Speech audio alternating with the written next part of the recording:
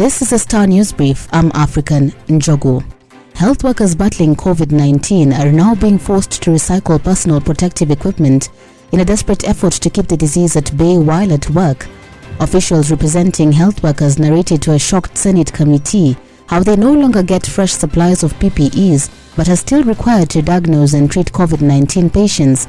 In an attempt to avoid putting their lives on the line, health workers have been recycling gowns, shoe covers, gloves, medical masks and face shields.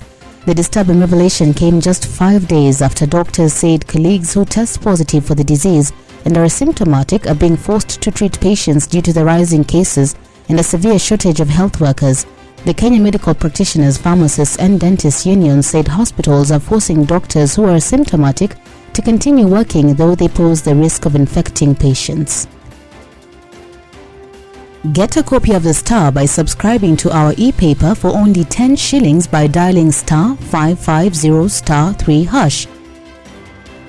The Directorate of Criminal Investigations on Monday announced the reopening of 72 murder cases, 44 land displacement cases, 118 cases of threats relating to the 2007-2008 post-election violence. DCI boss George Kinoti said that the police would follow up on the cases registered, adding that those culpable will be brought to book.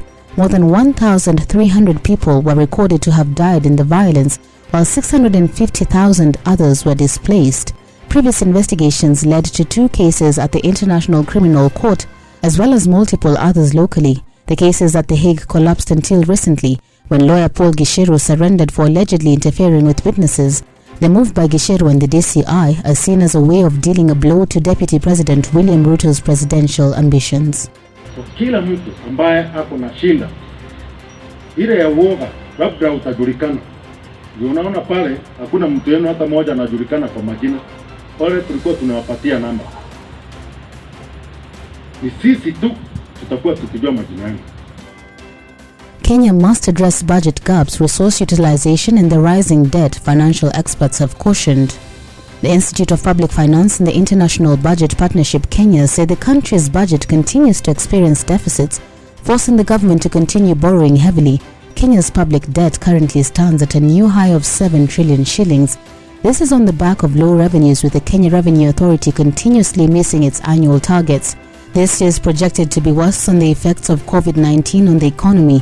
In a memorandum to the National Treasury, the think tanks have noted that budget implementation remains a challenge at both the county and the national government levels, with monies either failing to be spent as initially intended or siphoned by the corrupt.